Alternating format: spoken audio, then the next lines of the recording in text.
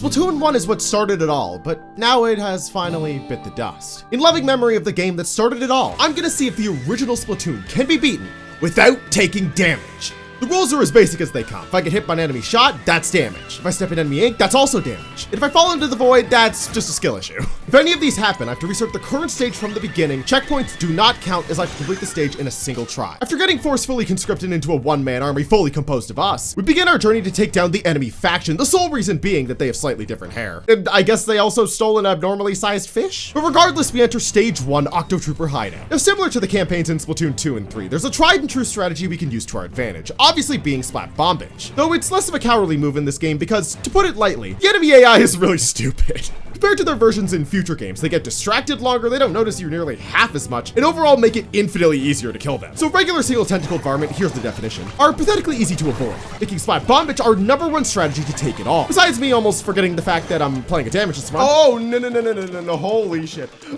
That Zapfish gets slammed as Stage 1 is completed. Or is it? We're not done with Stage 1. In fact, we still need to play it not once, not twice, but 3 more times. One of the things that makes this game unique is the amiibo functionality, as it unlocks extra challenges on the single player stages, such as using roller, charger, or even giving you limited ink to complete the stage with. If we want to do damageless, we're doing every stage. Roller is definitely at its hardest in this game, specifically because, unlike future titles, roller doesn't have the vertical flick, which is usually its ranged option. So no matter what, I have to get up close and personal with each and every enemy. The saving grace of this is what I mentioned before, where, the enemies are really stupid. This makes it so I can distract them long enough to one-hit KO my way to the end. Charger. I mean, what do you want me to say? It's a long-range weapon that makes it really hard to get hit because you're not near enemies at all. I won't be talking about this one too much because, well, long range plus bombage beats like 90% of the stages without really trying. And finally, we have the Squid Amiibo Challenge, in which you get a permanent Kraken special replacing your squid form. Yes, it's as broken as it sounds. I was hesitant to use it in this first stage, but just wait for the others later, it's really dumb. Next up, Stage 2. Hero Shot, Roller, and Charger were a straight shot to the end, but here's where I started to realize the brokenness of a perma-Kraken. And before any of you type it in the comments with your hopefully very clean and well taken care of hands, no, Kraken does not take damage, as no ink damage appears ever. It is invincible, and it is that broken. Stage 3. Hero Shot, Charger, and Kraken were a joke, but Roller I had to be a little more careful because of this flying lad at the end with a bomb bitch of its own. I can't hit it with my own bomb bitch, and because of my lack of range, it's hard to keep it distracted long enough to get in, except for the fact that apparently in this game, it's low enough to be killed. They changed a lot of minor stuff in Splatoon 2 is apparently what I'm slowly finding out. Now I reach the first boss fight of the run, Stomping McGee. Phase 1, we dodge its attack, paint to the side, and destroy the tentacle. Now here we need to be careful, as similar to every other game in the Splatoon series, we can take damage while jumping. Nope, the ink is so far in, there's not even a chance of us touching it. Phases 2 and 3, exact same thing. Temper Tantrum is really living up to its title as the first boss in the Splatoon series, meaning that it's really a joke. Moving on to World 2 Stage 4. Hero Shot and Roller launch their ways to slam the Zapfish. But instead of Kraken, this is one of the few stages where I have to beat it with a limited ink tank. This is actually a really cool limitation because it forces me to be sparing with our overpowered bomb bitch strategy. The amount of ink you have varies per stage, but here I only have 2 ink tanks worth. Instead of distracting these guys with bomb bitch, I had to play it riskier, using the ink gushers as cover until they stop shooting. I also used that same strategy in this section to slam the Zapfish with half a tank remaining. Stage 5, similar to the previous one, wasn't any problem with Hero Shot or Charger, but this is also a limited ink stage. This time I had 2.5 tanks. These sponges are the main reason for that, as I'm forced to waste ink on them to progress. With some well-positioned shots, I made it all the way to this final section, where I have to blow up and cross multiple sponges, all the while having enemies shoot at me, making me waste my ink tank to blow them up. It's scary for sure, but as long as I stay on the middle row, this rapid fire lad in the back won't reach them. Then it's as easy as maneuvering to the middle sponge, finishing him off, and barely having enough ink left to break the barrier of the Zapfish. Stages 6 and 7, I fanned and painted my way to slam the Zapfish. Stage 8 is our first Octoling stage. From now on, there will be one of these stages per world where we're put on a multiplayer map and have to fight through a horde of bots to reach the end. The scariest thing these Octolings can do is use our splat bomb bitch against us. It's also true the other way round.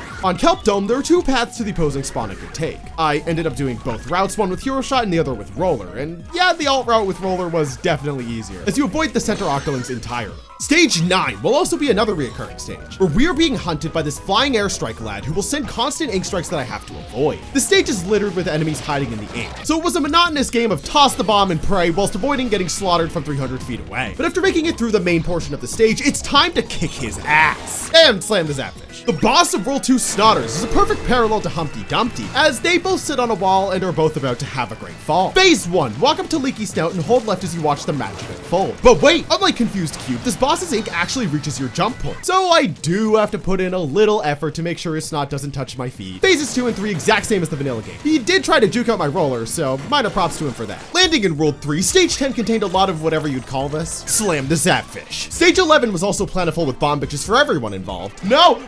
Ah! But here's where the interesting part comes in, because this is another one of the limited ink stages. This time I have 3 whole tanks, which means that I have some amount of ink to play with for any required bomb bitches. However, I refuse to do anything about this guy. Come on. Why are you going up? Please come down. I'm not wasting my ink tank, bro. He's really not gonna go in my...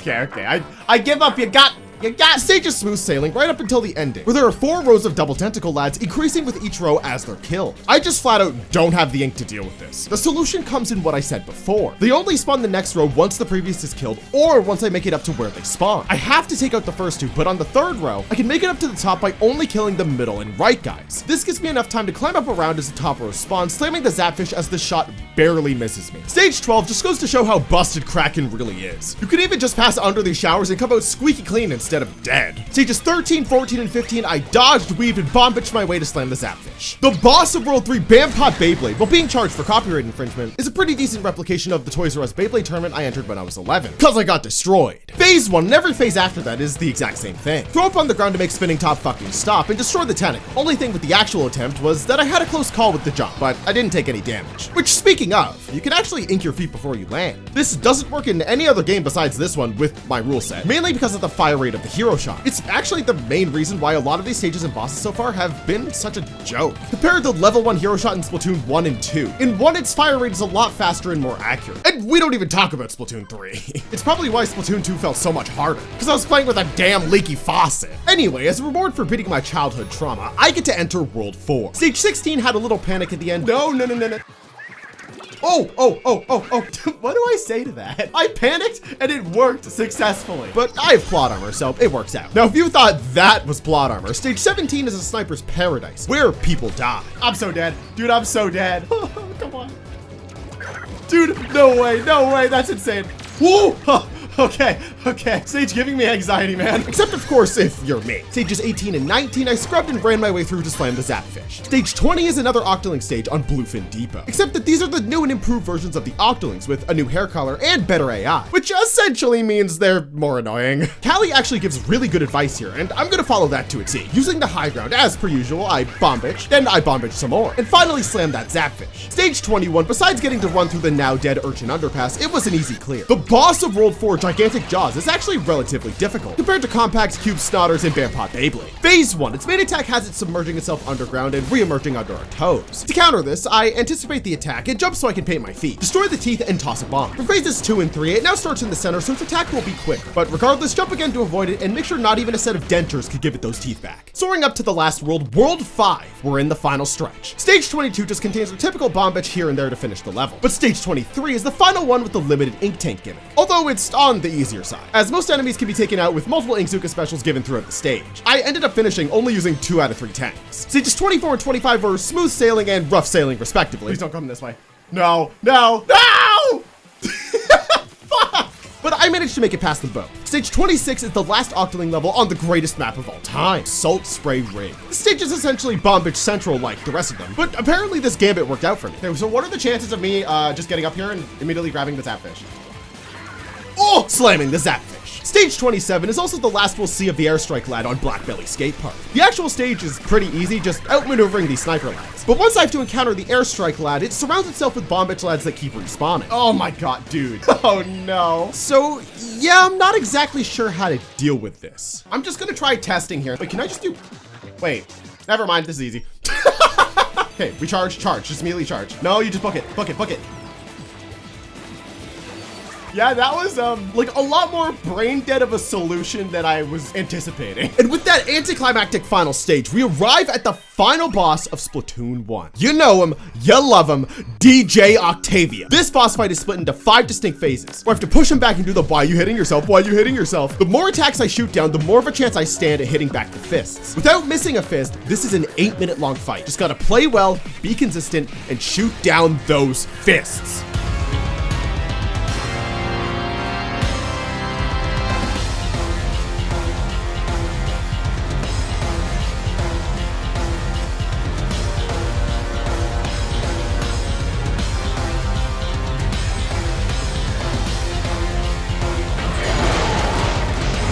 Oh my god. With every stage beaten, I can say with confidence, Splatoon 1 can in fact be beaten without taking damage. I think you can tell by the way I framed a lot of the stages and bosses in this video that Splatoon 1 is definitely easier than the other games. But if you want to see me torture myself with a harder adventure in side order or whatever I'll do next, you might as well subscribe. I mean, you made it this far, no reason not to. And if you want to see these torture sessions live, I stream them right here on this channel. In fact, I could be live right now. But for now, that's about all I got.